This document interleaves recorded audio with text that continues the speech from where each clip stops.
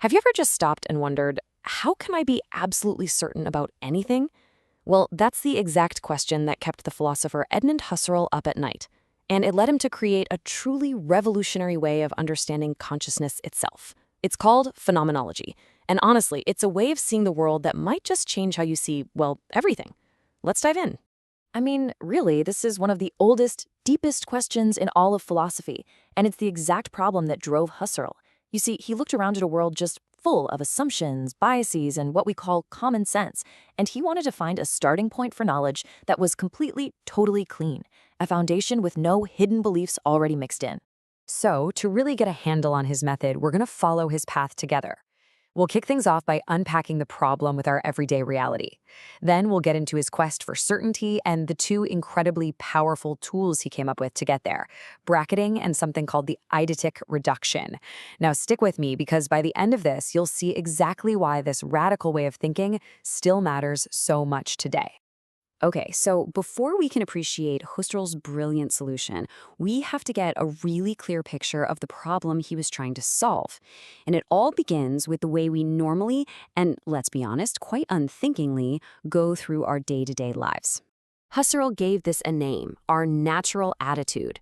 It's basically our default setting. We see a table and we just assume it's a solid thing existing out there, totally separate from us. It's spontaneous, it's unreflective, and for getting through the day, it works perfectly fine. But for a philosopher trying to find certainty, oh boy, it's a huge problem. Yeah, this slide really gets to the core of it. The natural attitude starts with this massive, unproven assumption that the world out there just is, and we're just passively looking at it. This leads to what Husserl called naive realism. It's kind of like watching a movie and completely forgetting that there's a director, a camera, and a whole crew shaping what you see. We forget that our own consciousness is the director of our reality. And this uncritical way of thinking led to a philosophical illness that Husserl was absolutely determined to cure: psychologism. This is the pretty dangerous idea that a universal truth, like, say, 2 plus 2 equals 4, isn't actually true on its own. Nope, it's just a statement about how our particular human brains happen to be wired. And if that's the case, then all truth becomes relative, and the whole search for objective knowledge just falls apart. For Husserl, that was a total non-starter. So what does he do? Husserl sets himself this monumental task: to establish philosophy as a rigorous science. To do that, he needed a completely new method, one that could get behind all our assumptions and study consciousness directly, to finally find that solid, secure foundation for all knowledge. And this right here, this is his starting point. It sounds so simple, right? But this quote is the absolute core of his concept of intentionality. It just means that consciousness is never empty. It's always pointed at something. Whether you're looking at a tree, remembering a vacation, or wanting a cup of coffee, your consciousness is reaching out towards an object. This aboutness is the key. To really sharpen this idea, Husserl made this brilliant distinction. He separated the noesis, which is the act of thinking, like the physical act of looking at a tree, from the noema, the tree as it appears in your mind. Think of it this way: the noesis is the camera, and the noema is the photograph. By separating them, we can study the photograph, our experience, without getting bogged down in the mechanics of the camera, our subjective psychology. This was, and I'm not exaggerating, a total game changer. Okay, so if the goal is to study our consciousness without all our usual assumptions, how in the world do we actually do it? Well, this brings us to Husserl's first major tool, a radical shift in perspective he called the epoche. Epoche, or bracketing, is the first and most famous step. It's where we make a conscious decision to suspend our judgment about whether the external world really exists. Now, we don't deny it exists. We simply hit a methodological pause button on that belief. We put it in brackets so we can stop focusing on the question that the world exists and start focusing on the what and the how of our experience of it. Now, this is a super common point of confusion, so let's be really, really clear about this.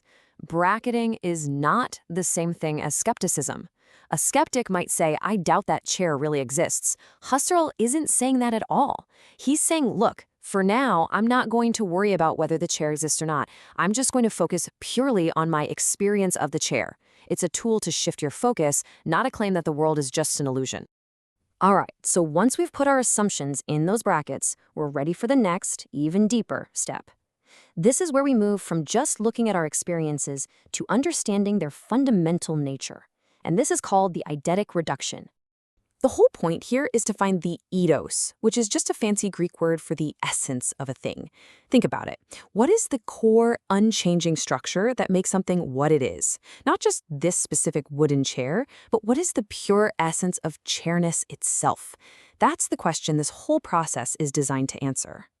So how does it work? Well, this slide lays out a clear four-step process. First, we use the bracketing we just talked about. Second, we use intuition. And for Husserl, this meant a kind of focused intellectual seeing, not just a gut feeling, to really engage with the experience. But the real magic, that happens in step 3, free variation. Let's try this together. Seriously, right now, picture a chair in your mind. Got it? Okay, now mentally change its color. It's still a chair, right? Okay, now change its material to glass. Still a chair. What about the number of legs? A 3-legged stool is a kind of chair for sure. But what if you take away any surface for sitting? At some point, by playing with all these features, you discover what is absolutely essential for it to be a chair. And that essential structure that you're left with, that's it. That is the essence, the eidos. For a chair, it might be something like a structure that provides support for sitting. This essence is universal and unchanging, no matter what other features, like color or material, any specific chair might have. Now, I know this all might seem incredibly abstract, but trust me, Husserl had a very concrete goal. This entire elaborate method was designed to solve the very real problems we started with and provide a totally secure foundation for knowledge. And this table just lays it all out, crystal clear. Where psychologism says truth is relative and just based on our mental habits, Husserl's Phenomenology comes back and argues that no, truth is objective, and it's grounded in the universal, essential structures of consciousness that his method uncovers. It's a direct and really powerful counter-argument. So here's the ultimate payoff. By turning inward and systematically analyzing the very structure of our experience, Husserl believed he could build a foundation for all knowledge on solid rock, the essential structures of consciousness, instead of on the shifting sands of human psychology. And please don't think this is just some dusty old idea from a textbook. His work has had a massive impact. A 2018 survey by the American Philosophical Association found that over a third of philosophy departments offer dedicated courses on phenomenology. That's huge. It's not a historical curiosity, it's a living, breathing field of study that continues to shape how we think about the mind. So at the end of the day, Husserl's powerful message is this.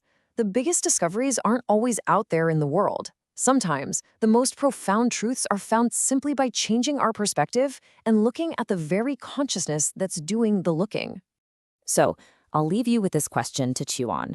What would happen if you tried a little mental bracketing in your own life? What are the core assumptions you carry around every single day in your natural attitude? And how might suspending them, just for a moment, change everything you see? Something to think about. Thanks for joining me.